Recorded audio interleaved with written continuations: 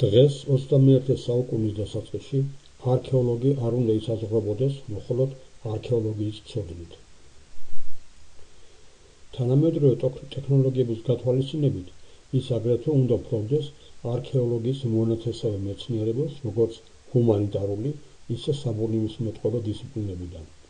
ამჯერად აქცენტს ვაკეთებთ გეოარქეოლოგიაზე, სადაც გეოარქეოლოგიასთან ერთად ჩვენ გავვლით, რა თქმა უნდა, შეზღუდული ფორმით ისტორიულ გეოლოგიას და ნაწილობრივ სპელეოლოგიას, რადგან მომავალი არქეოლოგი კარგად უნდა ერკვეოდეს როგორც დედამიწის წარმოშობაში, მასზე სიცოცხლის ჩასახვასა და შემდგომი ევოლუციისა, ისე მღვიმის, როგორც პირველყოფილი ადამიანის საცხოვრებლის არსში.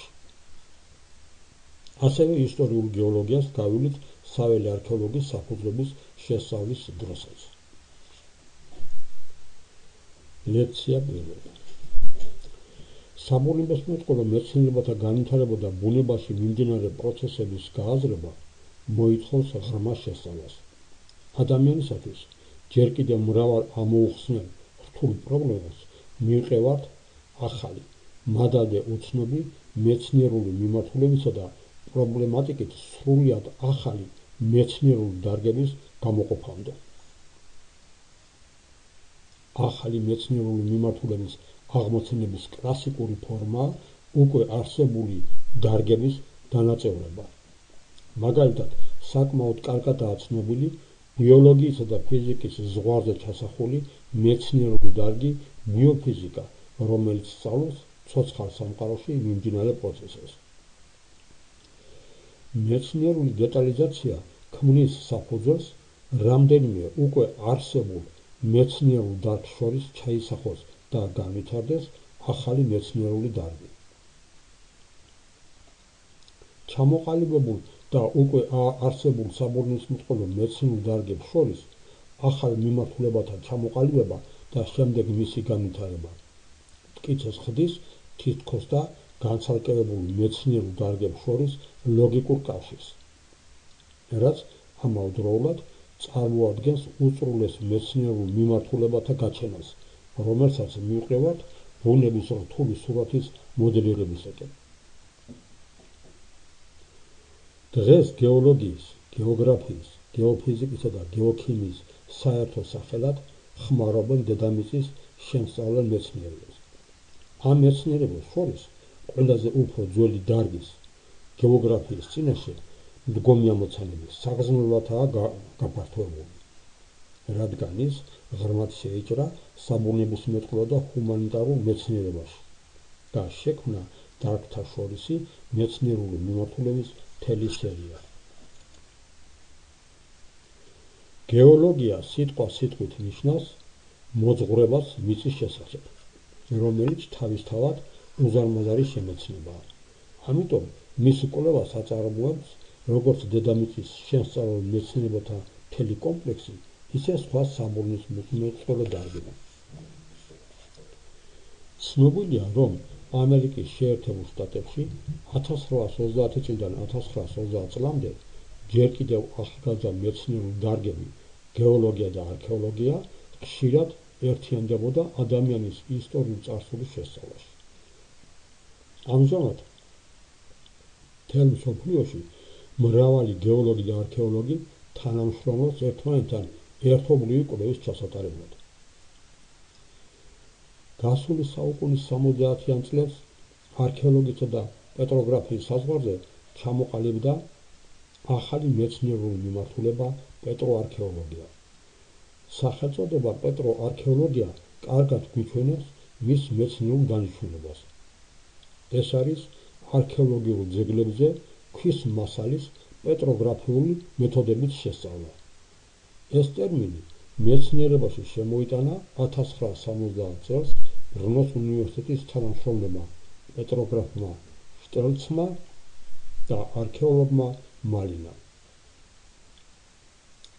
არქეოლოგიის განვითარება და ძეგლებზე მოპოვებული ქვის მასალის, როგორც წარმომავლობის, ისე სხვა საკითხების გარკვევა მოითხოვდა პეტროარქეოლოგიური ხასიათის კვლევების ჩატარებას. სწორედ ამან განაპირობა ამ დარგის წარმოშობა. არქეოლოგების და პეტროგრაფების ორგანიზებულ თანამშრომლობა პირველად განვითარდა ინგლისში, გერმანიაში და საფრანგეთში. მე-20 საუკუნის დასასრულისთვის, როგორც ჩვენში, ისე უცხოეთში მრავალი ნაშრომი შეიქმნა ამ ორი მეცნიერების მიზნაზე.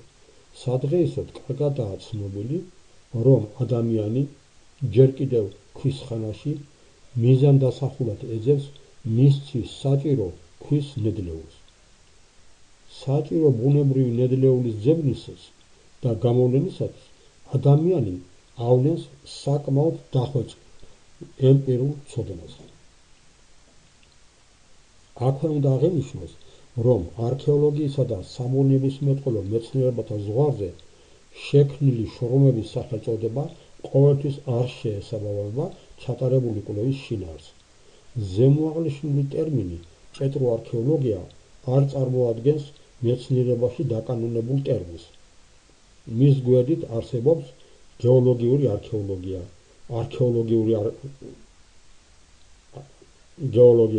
გეოარქეოლოგია და სხვა. უნდა აღინიშნოს, რომ წარსულშიც და დღესაც ქვას ფართო მნიშვნელობა აქვს. შეიძლება აქ გაერთიანდეს ქანები, მადნები და მინერალები. გეოლოგიური მეცნიერებიდან ქანებს სწავლობს პეტროგრაფია, მინერალებს მინერალოგია, მადნებს კი მადნეული გეოლოგია. არქეოლოგიური ძეგლების კვლევაში დიდი მნიშვნელობა ენიჭება გეოგრაფიულ და გეომორფოლოგიურ კვლევას. ხოლო რაც შეეხება მეოთხეულ გეოლოგიას და არქეოლოგიას, ეს ამ ორი მეცნიერების ზღვარზე წარმოქმნილი მიმართულებაა, რომლითაც აქ თანაბრადაა დაინტერესებული როგორც გეოლოგი, ისე არქეოლოგი. გეოარქეოლოგია მარტო გეოლოგიური კვლევის მეთოდებს არ ხმარობს. ის ასევე იყენებს ენობრივ, ფოლკლორულ, ეთნოგრაფიულ და ისტორიული სახის ცნობებს და ადგენს მათ გეოლოგიურ წარმომავლობას. ასეთი ცნობები სხვა მნიშვნელობას იძენს გეოლოგიის თვალში. სწორედ მასში არსებული მნიშვნელობა ბოლომდე გასაგები ხდება და ის ნაწილობრივ ჰუმანიტარულ სამეცნიერო გადადის. ძველი გეოლოგიური და მინერალოგიური ტერმინების იდენტიფიკაციის დროს ძალიან ხშირად ხდება ძველ სპეციალურ ტრაქტატებში არსებული სამეცნიერო ცნობების გაშიფრვაც, რაც სპეციალურ გეოლოგიურ მინერალოგიურ კვლევის ჩატარებასაც მოითხოვს. გეოარქეოლოგიური მეცნიერული მიმართულება ქმნის იმ აუცილებელ მეთოდოლოგიურ საფუძველსაც, რომელსაც მას მისცემს საშუალებას სწორად გადაწყვიტოს მის წინაშე დასმული ყველა საკითხი. ამასთან ერთად გეოარქეოლოგია იყენებს მისთვის საჭირო ინდივიდუალურ მიმართებას, მასალის თავისებურ ანალიზს და გააზრებას. ასეთი ანალიზი აუცილებელია ისტორიული, ლიტერატურული, ლექსიკური, ტოპონიმიკური, ეთნოგრაფიული და ფოლკლორული მასალის სრულად გაგებისათვის.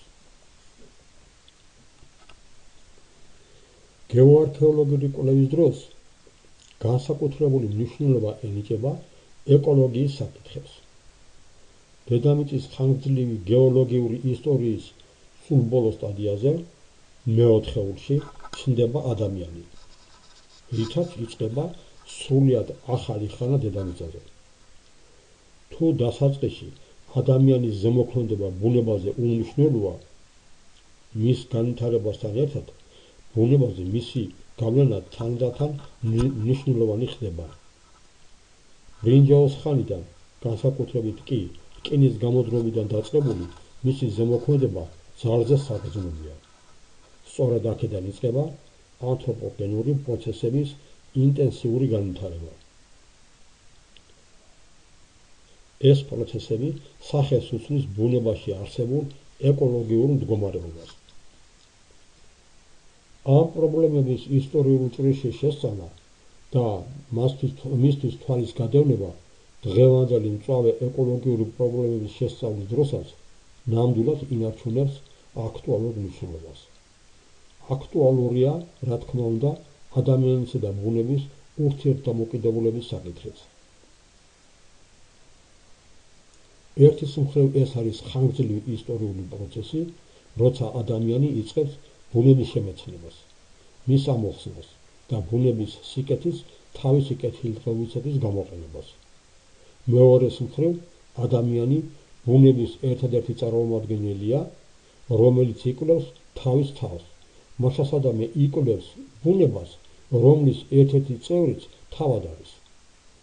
ადამიანი ბუნებისაგან გარდა საკვებისა იღებს იმ მინერალურ ნედლეულს, რომლის გარეშეც შეუძლებელი იქნებოდა არა მარტო შემდგომი ცივილიზაცია, არამედ თვით არსებობაც.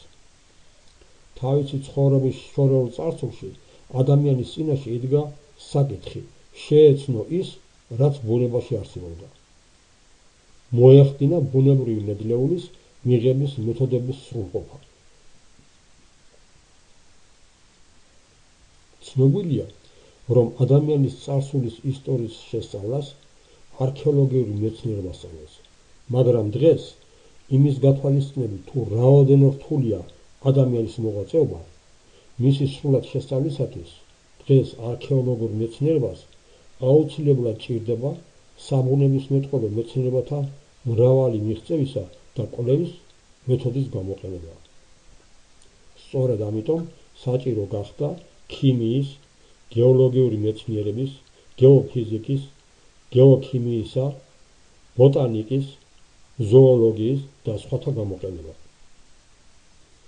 არქეოლოგიისა და გეოლოგიის მიჯნაზე დღეს ჩაისახა ახალი მეცნიერული მიმართულება გეოარქეოლოგია, რომელიც არის კვლევის ის ობიექტი, სადაც მიმდინარეობს ადამიანის და ბუნების ხანგრძლივი ურთიერთობა. იგი სწავლობს ადამიანის მიერ ბუნების შეცნობის ისტორიას.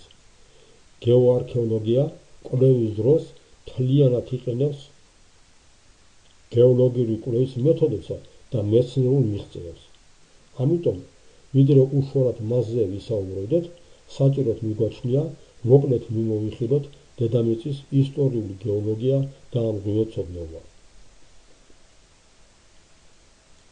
ისტორიული გეოლოგია არის მეცნიერება დედამიწის ისტორიის შესახებ, რომლის ამოცანაა ყოველმხრივ შეისწავლოს დედამიწის ქერქი, მასზე სიცოცხლის განვითარების ისტორია და ამოხსნას ამ განვითარების კანონზომიერება, მოახდინოს რესტავრაცია იმ წარსული გეოლოგიური მოვლენებისა, ევოლუციებისა და რევოლუციებისა, რომელთაც ადგილი ჰქონდა დედამიწის განვითარების ისტორიის მთელ მანძილზე.